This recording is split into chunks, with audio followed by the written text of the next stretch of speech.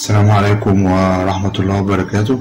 اليوم كان آخر مباريات دوري المجموعات في بطولة أوروبا يورو 2024، وهقول لحضراتكم دلوقتي الدول اللي تأهلت إلى دور ال16.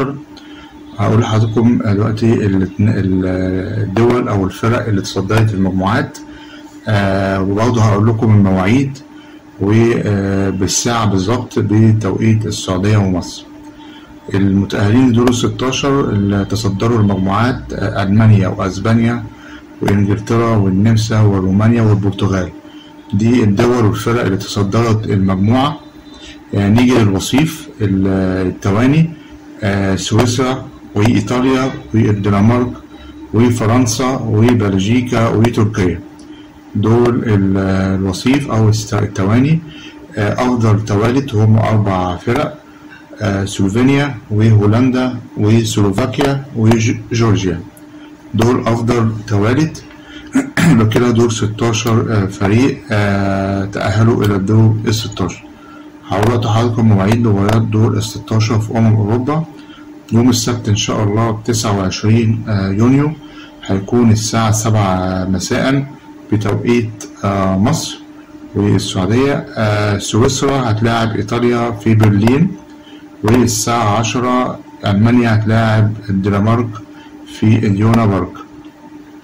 ماتش سويسرا وإيطاليا ده هيكون ماتش جامد جدا، وألمانيا والدنمارك برضه هيكون ماتش قوي، لكن ألمانيا طبعا من المتأهلين إن هم ياخدوا البطولة.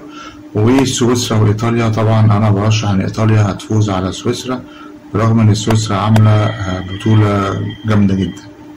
هنيجي يوم الأحد إن شاء الله 30 يونيو الساعة 7 مساء هيبقى في إنجلترا وسلوفاكيا، ودي هتلعب في أرينا. والساعة 10 إن شاء الله أسبانيا وجورجيا.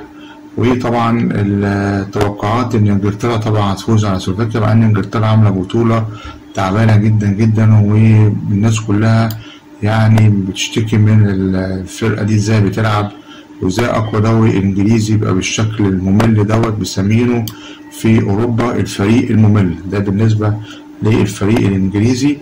والفريق الإنجليزي طبعا كان متصدر المجموعة، لكن المجموعة كلها كانت مجموعة تعبانة جدا. هو كده هيلاعب توالت أفضل توالت وهو سلوفاكيا. أسبانيا وجورجيا. جورجيا النهارده عملت ماتش قوي جدا جدا مع البرتغال، وفازت على البرتغال 2-0. دي كانت مفاجأة قوية ومفاجأة جامدة جدا. جورجيا كويسة في الماتش اللي لعبوه النهارده، لكن مع أسبانيا طبعا أسبانيا من المترشحين يعني جامد جدا للبطولة، وأسبانيا طبعا يعني توقعات إنها تفوز. يوم الاثنين 1 يوليو الساعة 7 مساء فرنسا هتلاعب بلجيكا في شبيل أرينا في ألمانيا، والبرتغال هتلاعب سلوفينيا في ملعب فرانكفورت الساعة 10 مساء.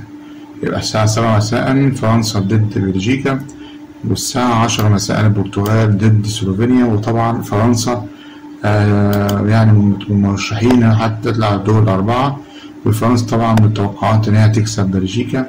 والبرتغال طبعا أول المجموعة برغم إنها اتهزمت النهاردة بين جورجيا، لكن البرتغال طبعا كل التوقعات طبعا هي تفوز على سلوفينيا.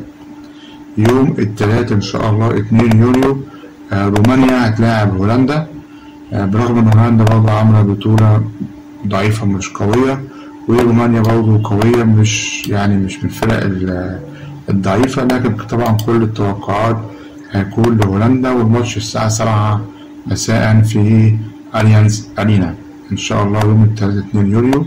وآخر المباريات تبقى الساعة 10 مساء هتبقى النمسا ضد تركيا في ريد بول أرينا. وطبعا تركيا عملت برضه بطولة كويسة، لكن المفاجأة بصراحة هي كانت مفاجأة النمسا. النمسا